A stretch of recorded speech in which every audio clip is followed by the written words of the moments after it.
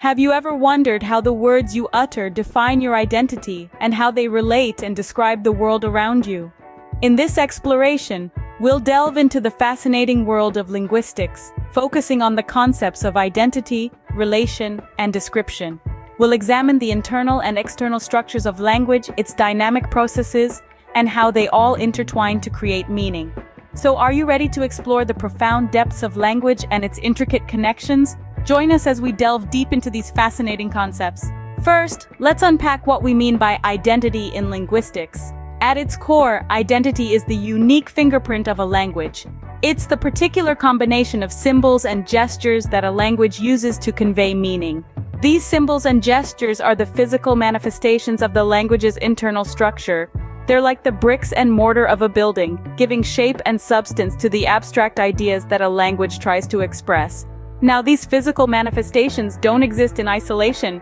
They're connected to the world around them, forming what we call external relations. For instance, a raised hand might mean stop in one culture, but hello in another. The meaning of a symbol or gesture is influenced by the context in which it is used. And here's where it gets really interesting. Over time, these symbols and gestures evolve. They change to adapt to new ideas, new contexts, and new ways of thinking. This is what we refer to as dynamic processes.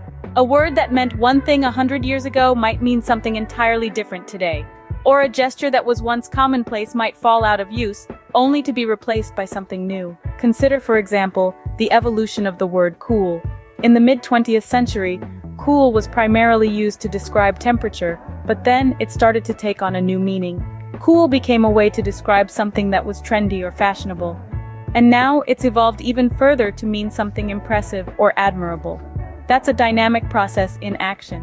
So, identity in linguistics is more than just words. It's a complex interplay of symbols, gestures, and their evolution. It's about how a language changes over time to reflect the changing world around it. It's about how a language adapts to new ideas and new ways of thinking. And most importantly, it's about how a language helps us to express who we are and how we see the world. Now that we've explored identity, let's move on to the concept of relation. In linguistics, relation is like the invisible thread that weaves together the variegated tapestry of language. It's the underlying structure that governs how words and phrases function. These rules, often so ingrained that we follow them without conscious thought, create a sort of linguistic choreography, enabling us to communicate effectively. Imagine for a moment that you're at a bustling market, a quiet library, or a lively family dinner. Each of these settings has its own unique language context. We adjust our language use almost instinctively to fit these different social settings. This is the external relation of language, the way we tailor our words and phrases to align with our surroundings. It's like putting on different linguistic outfits for different occasions. But language isn't static. It's as dynamic and ever-changing as the societies that use it. Over time, both the rules that govern language use and the contexts in which we use language evolve. This is the dynamic process of language relation, reflecting the constant ebb and flow of sociolinguistic evolution. These transformations might be subtle, happening over generations, or they might be swift, driven by sudden societal changes or technological innovations. For example, the advent of the internet and social media has dramatically altered how we use language, introducing new words, abbreviations, and even whole new ways of communicating. So when we talk about relation in linguistics, we're talking about a complex dance of rules and context, constantly in flux. It's the pulse that keeps language alive and relevant, allowing it to grow and adapt alongside us. Thus, relation in linguistics is all about the rules, context, and their transformation. Having seen identity and relation, let's turn our attention to description. Description in linguistics is like the blueprint of a building. It's the internal structure, the inherent grammar or rules that dictate how words relate to one another. It's the skeletal framework that gives a language its unique shape and form. Just as an architect needs to understand the internal structure of a building to create a cohesive and functional design, so too must a linguist understand the intricate grammar of a language to decode its inner workings. But a blueprint is nothing without a context. External relations are the real-world applications of these rules, the complexities that arise when words connect and interact within phrases and sentences. It's like seeing a building within a cityscape, understanding how it fits into the larger landscape and how it interacts with its surroundings. This is where the true beauty of language comes to life. in the symphony of sounds and meanings that are created when words come together. Yet just as cities evolve and change, so too does language. Dynamic processes are the ongoing changes and adaptations in language. They represent the evolution of these grammatical dependencies over time, shaped by factors such as social shifts, cultural influences, and cognitive adaptations. It's like watching a cityscape over time, observing as old buildings are renovated, new structures are erected, and the skyline constantly reshapes itself. These dynamic processes add a layer of complexity to language, transforming it into a living, breathing entity that is constantly growing and evolving. They remind us that language is not static, but a vibrant tapestry of sounds, meanings, and structures that is continuously being woven by its speakers. So, when we talk about description in linguistics, we're not just talking about dry rules and structures, we're talking about the vibrant interplay of grammar, meaning, and context that makes language such a fascinating field of study. We're talking about the dance of words and meanings, the symphony of sounds, and the ever-changing landscape of linguistic structures. In essence, description in linguistics is a deep dive into the grammar, complexities, and evolution of language. We have now uncovered the layers of identity, relation, and description, but how do these concepts interact? Let's delve into the fascinating interplay between these elements. Picture language as a three-dimensional landscape, where identity, relation, and description form the coordinates of each point. Each word, phrase, or sentence lies at a unique intersection, shaped by its identity, colored by its relations, and textured by its descriptions. Consider the dynamic nature of this linguistic landscape. The internal structure of our language, the physical manifestation of our symbols and gestures, is constantly evolving. This evolution is driven by the external relations of these symbols and gestures to the world and the concepts they represent, creating a dynamic process of semantic shift or cognitive adaptation. Now let's consider the functional transformation of language. The underlying rules governing the use of words or phrases, their internal structure, are not static. They change based on the contextual use of these language components in different social settings. This forms another dynamic process, reflecting the socio-linguistic evolution of our language. Next, we have the syntactic dependency of language. The inherent grammar or rules determining the interrelationships among words form the internal structure. The complexities that emerge when words are connected in phrases or sentences form the external relations. Over time, these dependencies evolve along with changes in social, cultural, or cognitive contexts, contributing to the dynamic processes of language. Now, let's talk about the interface manifestation. This is where individual cognitive cognizance constructs new phrases or idioms. These new expressions connect with existing linguistic structures and meanings, forming external relations. Over time, these expressions have a cumulative historical impact on linguistic growth. Moving on to structural language shifts, the grammatical architecture that gives form to the language's structure is continually changing. This change is influenced by the relationship between the grammatical structure and the conveyed meanings or concepts, leading to an alteration of this architecture due to linguistic, social, or cognitive forces over time. Then comes the linguistic influence, where the core morphology and phonology form the foundation of the language. This foundation is impacted by cultural exchanges, invasions, or technological advances, leading to the evolution and transformation of the base due to these external influences. Finally, we have semantic complexity.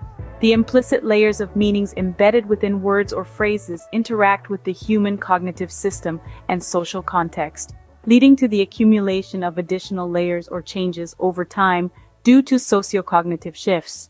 As we can see, these concepts are not standalone. They continually interact and evolve, shaping the language we know and use. Just as our world is shaped by the interplay of natural forces, so too is our language shaped by the interplay of identity, relation, and description. This continuous interplay makes language a living, breathing entity, constantly adapting and evolving to meet our communication needs. Understanding these concepts does not just quench our linguistic curiosity, but has real-world implications and applications. Dipping our toes into the vast ocean of language teaching, we find that these concepts of identity, relation, and description play a pivotal role. By recognizing the internal structures and external relations of words and phrases, educators can devise more effective teaching strategies. For instance, understanding the dynamic processes of semantic shift can help in teaching historical linguistics or in explaining how language changes over time. In the domain of translation, these principles take on a whole new significance. Translators don't just convert words from one language to another, they navigate the intricate web of meanings, contexts, and cultural nuances. They must understand the descriptive causes and effects, the relational transformations, and the structural dependencies of the source and target languages. This deep understanding allows them to produce translations that are accurate, meaningful, and culturally sensitive. Now, let's venture into the cutting-edge field of artificial intelligence, where these concepts are shaping the future. For AI to comprehend and generate human language, it needs to grapple with the complexities of identity, relation, and description. Natural language processing, or NLP, is a branch of AI dedicated to this very task.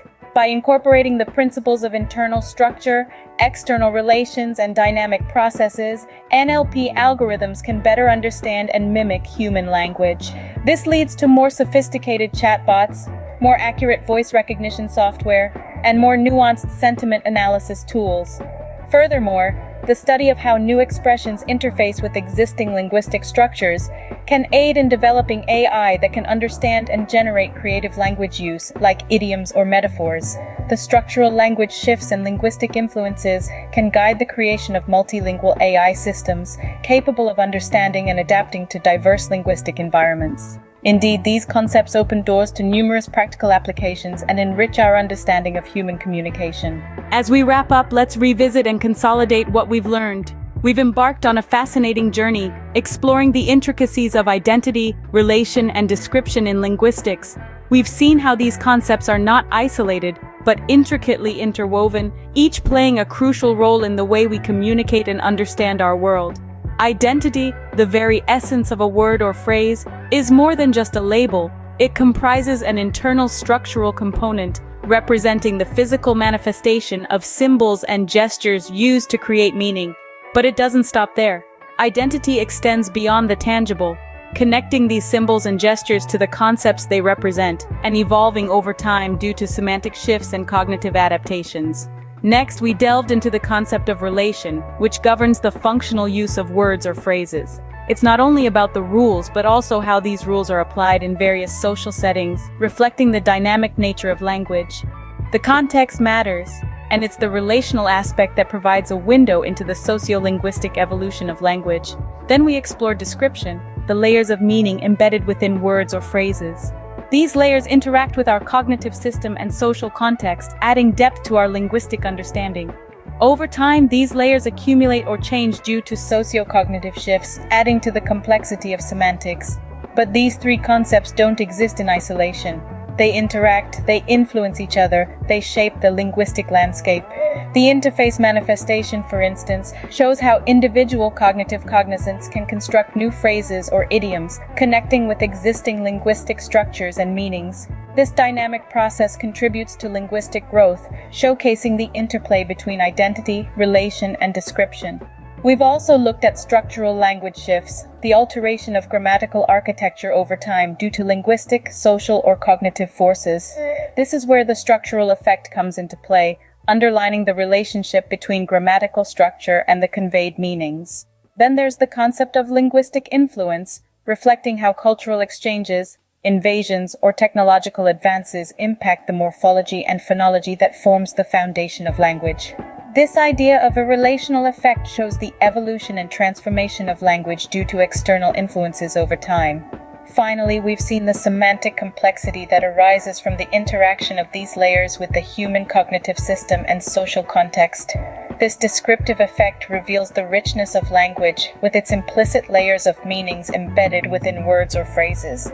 The beauty of these concepts is that they have practical implications too. They help us understand language acquisition, cognitive processes, and even social dynamics. They provide insights into language evolution and change, and can even inform language policy and planning. But more than that, they add an extra dimension to our everyday communication. They remind us that language is more than just a tool for conveying information. It's a rich, complex system that reflects our history, our culture, our cognition, and our society. Remember, every word you utter is a testament to these fascinating linguistic concepts. So the next time you speak, pause and appreciate the linguistic marvel at play.